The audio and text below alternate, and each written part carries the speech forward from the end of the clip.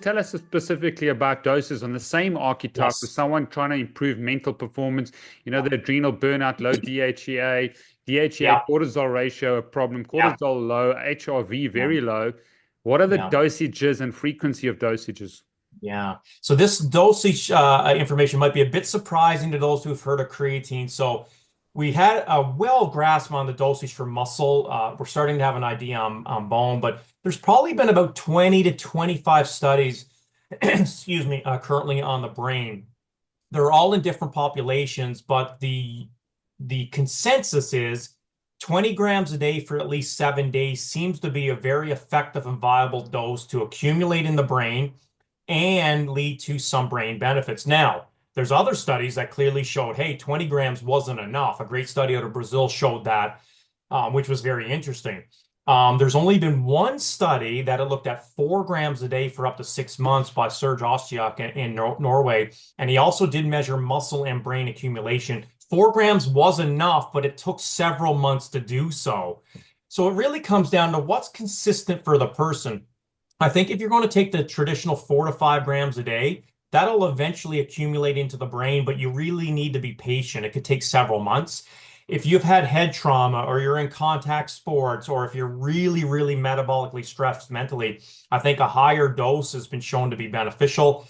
And an interesting study out of Utah again showed that 2 versus 4 versus 10 grams in adolescent females with clinical depression, and of course they were on medication.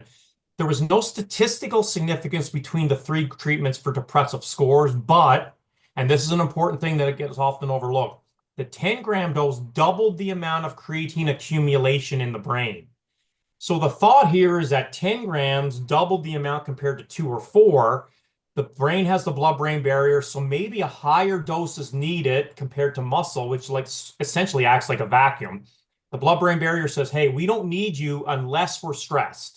So I currently have changed my dosing protocol. I've been taking creatine for well over 2 straight decades. I used to take the traditional, 3 to 5 grams a day. I currently take at least 10 for the whole body benefits, primarily cognitive effects.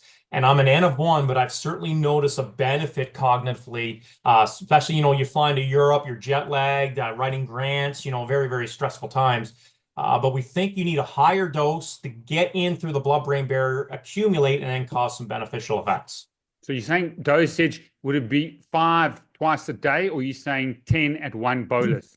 It's really up to you. Now, we are currently looking at dosing patterns in our lab, but the logical thing is that 10 grams once, 2 by 5s, twice a day, or if you want to take 15 grams, that would still accumulate over time. An exceptional study just came out last year, and I think you're probably well aware of it. It was in Germany, and they gave one massive mega dose, 0.35 grams to young individuals. So that was almost 30 grams, but they volunteered to be sleep deprived for 21 hours, and that massive dose did accumulate in the brain, and it also helped maintain cognition and memory after a night of sleep deprivation. So we used to think it took a long time to accumulate, but now we're starting to see maybe a higher dose can get in there.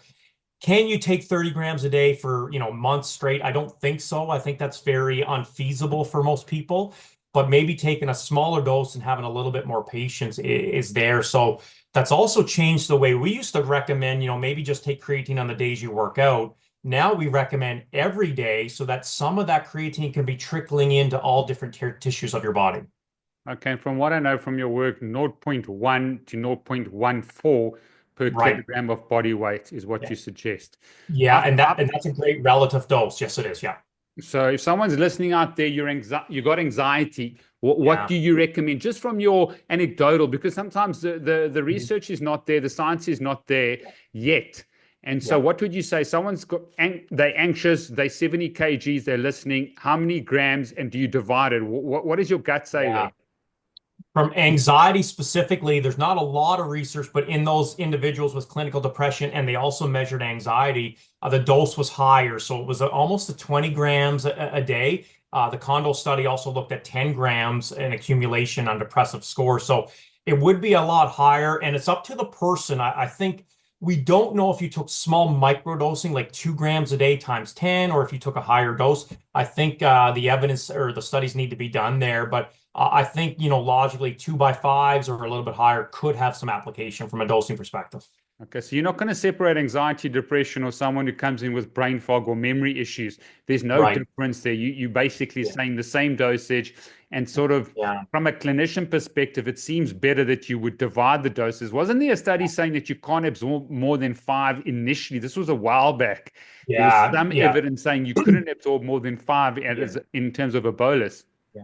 That had to do with the peak in the blood and then the clearance. And we actually still don't know the optimal dose that will maintain absorption now because we have such an awareness on other tissues that will take it in. There's transporters in bone, the testes, obviously, cardiovascular system, and the brain. So I think taking 2x5 gram dosages, that would help maintain the peak plateau. The thought is if you took a 10-gram dose, it would definitely peak, but would you clear some through the kidneys because it might be too much? We don't know that, but I like your logic. I sort of do that. I take 5 grams in the morning and then I drink 5 grams in a water bottle during my workout. That's how I get my 10 grams. But if you wanted to take 10, it would probably not have a big noticeable effect. But we are starting to look at dosing studies shortly.